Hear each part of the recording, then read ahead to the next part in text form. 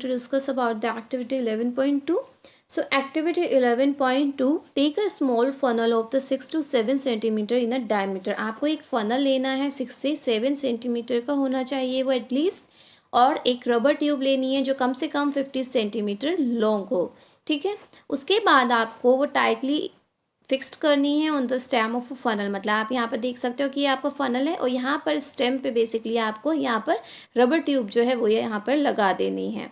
After that आपको क्या करना है, अब यहाँ पर आपको एक बैलून या फिर एक रबर शीट बेसिकली है वो चिपका देना है या फिर वो वहाँ पर एडजस्ट कर देना है. अंदर की साइड आप एडजस्ट कर सकते हो.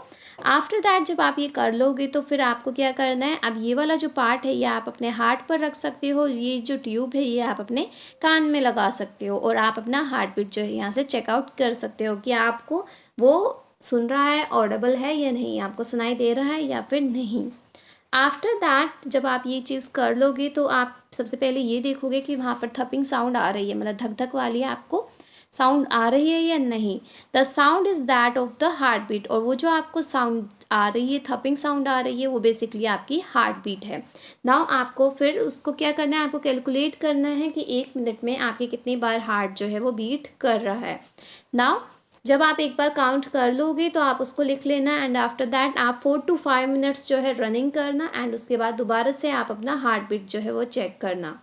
Now record your own pulse rate and heart beat and that of your friend while resting and after running.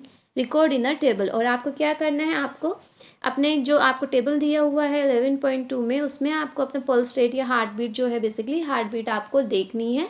पहले जब आप कोई काम नहीं कर रहे होगे, आप इन अ रेस्टिंग पोजीशन है, और आफ्टर दैट जब आप 4 to 5 मिनट्स रनिंग कर लोगे उसके बाद तो आप ये अपना भी कैलकुलेट कर सकते हो, अपने फ्रेंड्स का भी कैलकुलेट कर सकते हो. Now do you find any relationship between your heart beat and the pulse rate. क्या आपको कोई रिलेशनशिप यहाँ पर दिखता है कि हार्ट बीट और पल्स रेट में क्या रिलेशनशिप है.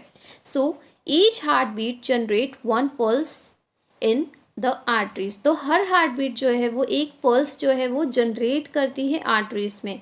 और जो पल्स रेट होता है पर मिनट, वो जो आपका पल्स रेट है हर मिनट में वो इंडिकेट करता है कि आपका जो हार्ट बीट है उसका रेट क्या है. The rhythmic beating of the various chamber of the heart maintain the circulation of a blood. और जो आपका rhythmic beating बेसिकली हो रही है, जो आपके हार्ट में जो बीट हो रहा है वो क्यों हो रहा है, वो मेंटेन कर रहा है आपका सर्कुलेशन ब्लड का. मतलब ये सारे जो चारों चैम्बर्स है वो आपका ब्लड का सर्कुलेशन को मेंटेन करने की कोशिश करते हैं. तो इस वजह से आपके हार्ट में हमेशा एक रिदमिक बीटिंग होती है, और रिदमिक बीटिंग का मतलब है your heart is working in a accurate way, कि वो अच्छे से वर्क कर रहा है. Now and transport of the substance to the different part of the body. और उसके वजह से क्या होता है, आपका जो हार्ट है वो आपको एक तरीके से हेल्प कर रहा है कि वो जो भी सब्सटेंसेस है वो आपकी अलग अलग बॉडी पार्ट्स तक पहुंचा सके, जो भी न्यूट्रिएंट उसको चाहिए या फिर जो ऑक्सीजन है वो various part of a body तक पहुंचा सके.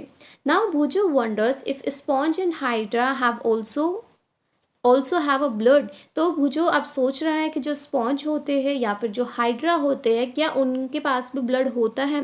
तो जो एनिमल्स है बेसिकली, जो स्पॉन्ज और हाइड्रा टाइप के जो एनिमल्स होते हैं उनके अंदर कोई भी एज सच सर्कुलेटरी सिस्टम नहीं होता है.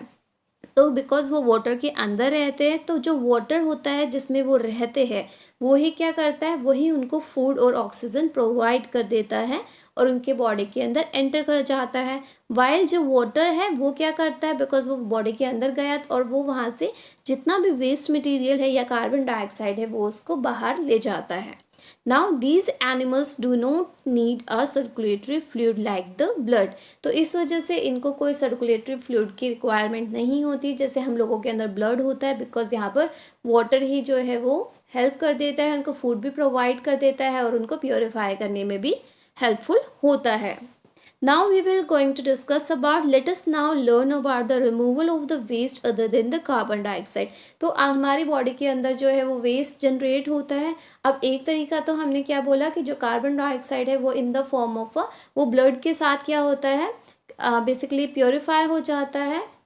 मतलब आप डीऑक्सीजनेटेड ब्लड जो है वो क्या होता है, वो एट लास्ट जो है वो ऑक्सीजनेटेड ब्लड में कन्वर्ट हो जाता है. जब वो हार्ट के पास जाता है आपका लंग्स जो है उसको ऑक्सीजन प्रोवाइड कर देता है और इसी तरीके से अब जो आपका रिमूवल होगा, मतलब जो भी वेस्ट मटेरियल आपकी बॉडी में बन रहा है, अब उसको भी एक्सक्रीट जाना है, मतलब उसको बाहर निकालना है। तो अब हम in the next video we are going to discuss about that.